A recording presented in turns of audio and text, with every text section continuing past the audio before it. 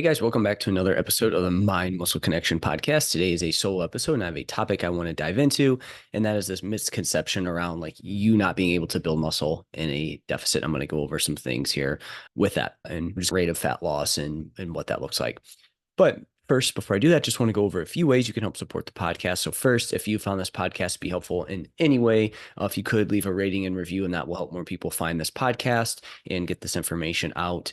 And again, if you found this helpful, please do that. Sharing also helps. Sharing it on social media. I'll reshare it as well too on my story. I also have my free masterclass on body recomp, what it is, how to do it, and the link to that is in the show notes. I also have my free masterclass on nutrition periodization. Again, what it is, going over each phase, adjustments, mistakes, basically everything about each nutrition phase. And again, the link to that is in the show notes as well too. And lastly, if you haven't yet, give me a follow on Instagram, Jeff, HOEHN_, and that's where I'm most active on social media. I'm just a DM away if you have any questions on anything that I talk about here or anything like that. So with that out of the way, let's dive into today's topics. What I want to talk about here is I'll sometimes ask, hey, can you build muscle in a deficit? And then some people are like, hey, it's just not possible. You can't do it. And again, it is very context dependent, right? But I also see that people also get upset when they aren't losing as much weight or as quickly as they want to. So again, I want to go over that, right? So for example, again, I think there's going to be two ways that you can take this episode today. It's going to be one, you're going to find out that you don't necessarily have to decide between muscle growth or fat loss. Again, we'll talk about what that looks like. And then two, also reframing slower weight loss and how it can, again, most people view it as a negative, but we can actually look at it in a positive light, right? A lot of people look at slower weight loss as negative. However, from a body composition standpoint, again, muscle gain, fat loss, there are a lot of pros to a slower approach, right? Obviously, not to mention slower weight loss is easier to stick with, and it leads to fewer issues following weight loss as well too, right? So again, that's another kind of big thing here with slower weight loss is you're less likely to have these kind of negative side effects of dieting afterwards as well too, right? And it's just easier to stick with, and it allows for a little bit more flexibility. So this is why I'm always going to try to start them with a smaller calorie deficit versus a large one, because there are a lot of good things that can happen here. So again, that's the first thing that I want to talk about is how people look at it from a negative standpoint. And again, it can be a positive. Second, I had a message recently, and I'll get this from time to time of, oh, you're lucky if you can just maintain your muscle during a deficit, but you definitely cannot build muscle in your deficit. And again, it's very context dependent on which I'm going to go over. People forget about here is, they hear calorie deficit and they think of calorie deficit as a kind of binary thing, right? You're either in a calorie deficit or you're not. And technically that is true, but the size of your calorie deficit is going to play a massive role in things. And so the size of the calorie deficit being how quickly you're dropping weight and like how little amount of calories you're eating versus how many you're expending. So a small calorie deficit would be, let's just say anywhere from 100 to 200 calories per day. A large deficit would be more than or more there of that. Again, really hard to just know what that is by just a calculator. So really you need to look at rate of loss over multiple weeks and see, and I'll give you some numbers there with that. So again, the size of your deficit, calorie deficit plays a massive role in whether you can lose fat and build/maintain muscle at the same time. The larger the deficit is, the quicker the weight loss is. That's how you would know if it's a larger deficit, the less likely this is to happen. Not to mention when you're in a larger deficit, one, it's going to be harder to stick to over time. You're going to be way hungrier. Energy is going to be lower. You're just going to start to see a lot of these negative side effects of fat loss dieting there with that. So if we want to maintain our muscle, we need to look at it from, again, percentage of body weight loss per week. So if our main goal is like, hey, I just really want to maximize fat loss, but I want to maintain muscle, then I think we need to look at no more than 0.75 to 1% of body weight loss per week. So if we're taking 170-pound person here, let's look at this. We're looking at about 1.7 pounds per week to about 1.2 to 1.7 per week, right? That would be like, hey, if you're losing that, you're going to be able to maintain your muscle. Now, if we go to the next number here, so for muscle gain and deficit, think no more than 0.25 to 0.5% of body weight per week.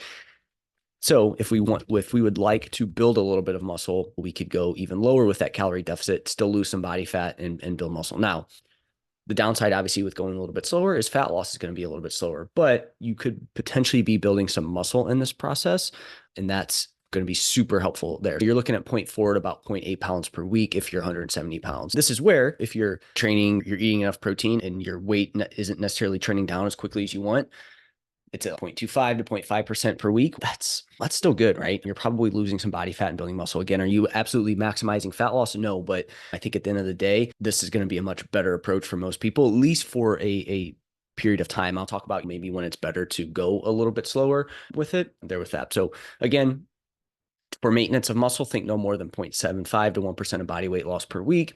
For muscle gain and deficit, think no more than 0.25 to 0.5% of body weight per week. Basically, the smaller the deficit, which would be slower weight loss over time, the more likely it is that you can build muscle in this process. So that's the main takeaway here, right? Now, as with anything, there's always going to be some caveats here, okay?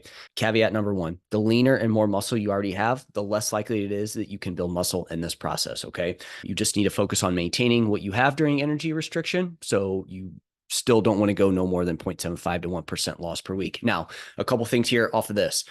What if you're lean and you have a good amount of muscle and you would like to do, so let's say you're on the leaner side, you have a good amount of muscle and you want to do 0.25% or 0.5%. There, I would say it's you can be very confident that you're going to maintain all your lean body mass. You just are going to have a little bit more wiggle room there. If you go to 0.75 to 1% of body weight per week, that's where you probably will start to run into if things aren't dialed in from like a lifestyle, nutrition perspective, again, protein, weight training, sleep, all that, you may start to risk some lean body mass loss in that process. And also, lean can also mean a lot for a lot of people. Now we're talking like, okay, if you're like or if you're like sub 10% as a male, sub 15 to 17% as a female, this is where I would probably aim a little bit closer to 0.5, 0.75. I wouldn't go too much higher than that because you are going to start to risk lean body mass loss. Say you're 12% with a good amount of muscle mass, you probably can go 0.75 to 1% loss per week for a while and be good to go and still maintain muscle, right? So again, it's, we can shrink this down to the leaner you are, the more muscle you have. You're probably not going to build muscle in that process, but to be very sure to maintain lean body mass, you can probably do 0.25 to 0.5% per week. However, the leaner you get within that, the leaner you get within the leaner category, this is where you have to have everything dialed in, and everything needs to be dialed in more from a protein perspective, sleep, and everything like that. Somebody could hear this and be like, okay, so Jeff said I could lose fat and build muscle at 0.25 or 0.5% of body weight per week. Yes, unless you have a ton of muscle and you are very lean. In that case, you just need to try to hang on to what you have, and you may still even need to go on the lower end and still just be focusing on maintaining your lean body mass there with that. Number two, the next caveat is a calorie deficit is still going to be inferior, right, to being at maintenance and a surplus for building muscle, even if you aren't super lean or have a lot of muscle. Again, this doesn't mean there won't be any muscle growth. It just means less than being at maintenance or a surplus. So this is the other kind of takeaway here is somebody will hear, well, you can't build muscle in a deficit. You need to be in a surplus. Yes, being in a surplus is likely going to put you in the best position to build the most muscle possible, but that doesn't mean we can't build muscle in a deficit, again, under the conditions that I talked about, but it is going to be less ideal than being at maintenance or a surplus. And again, we could even take this further, and being at your maintenance calories, maintenance energy balance is going to be better than being in a deficit for building muscle. Being at a surplus is going to be better than being at maintenance calories for building muscle. But again, that doesn't mean that you can't do it either of those energy balances, so long as, again, things are in check in terms of eating enough protein, getting enough sleep, weight training, etc. Because people will hear, oh, I can build muscle in deficit, so that's all I just need to do all the time and I'll maximize muscle growth. You're not going to maximize muscle growth, but you might as well take both when you can versus being like, hey, I either need to be in a surplus or in a deficit to build muscle. And also with like maintenance, people hear that you can build muscle at maintenance. And again, it's either you either can or you can't. And somebody will hear that a surplus is better than maintenance and then think that you have to be in a surplus. No, but it's just probably going to be a little bit better to really maximize muscle. In that kind of example there, if you're somebody that really wants to build as much muscle as possible, I do think at some point you're going to need to be in a calorie surplus. Do I think you need to go right away? In most cases, probably not, but in some cases, yes, you will. And again, it just depends on the context here. This is just something that people tend to forget when they say, can you build muscle in a deficit or not, is what's the specific context of the person that we're talking about here. And number three, the larger the deficit, the leaner you are, and the more muscle you have, the tougher it becomes to maintain your current level of muscle during energy deficits. I had somebody who recently competed reach out and be like, oh man, even if you take gear and stuff like that, like it's just going to be really challenging to even maintain your muscle during that period of time. And Again, that's coming from somebody who has a good amount of muscle. They were super lean. They were getting stage lean for competitions. Yeah, at that point, it is going to be more challenging to even just maintain your muscle. However, I told him that, and this was my thought process, that's not a lot of the population, right? That's a very teeny tiny subset of the population. Again, if you're like into bodybuilding and that's all you know, then to you, that feels like that's everybody, right? Because that's just the world that you live in and that's your environment. But for 99.99% of the population, that's not, that's not the case, right? So most people don't need to worry about that there with that. But yes, 100%. If you have been training for 15 years, let's just take Chris Bumstead, right? This dude's freaking ton of muscle, super lean, like him.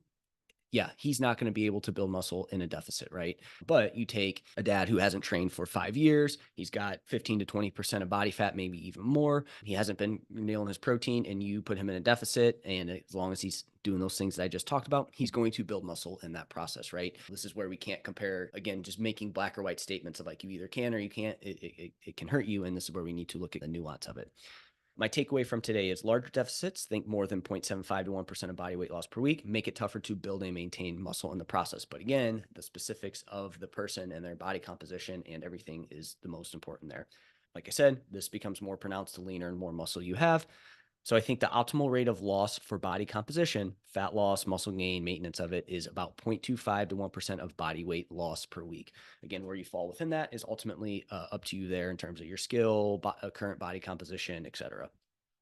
And obviously, to wrap this up, this is under the 3 assumptions that you, one, are eating enough protein during this process, because this kind of makes everything null if you aren't eating enough protein, if you're super low on protein, right? So we need to make sure we have an adequate amount of protein per day.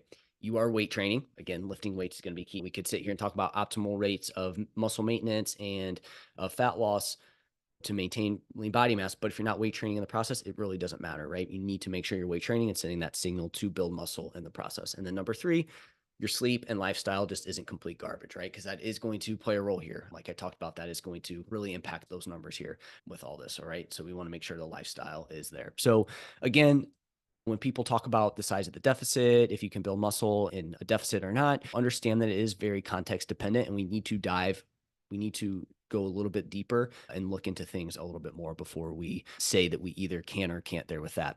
And again, like I said, lastly, the other pro is that if your weight loss is a little bit slower than you want, just understand that as long as you're doing these 3 things I just talked about, you're making some positive adaptations overall that are going to help your body composition. Again, I think it's reframing that. So that is it for this episode. Let me know if this was helpful. If you have any follow-ups to this, again, if you have questions on this, like what your size of your deficit needs to be, if you need to be in a deficit, if you can build muscle at maintenance, then that's what my free 30-minute strategy call is for. The link to that is in the show notes, and look forward to chatting with you. And that's it for today. If you have questions on this topic, send me a DM as well, and we can chat about it. That's it for now. Talk to you soon.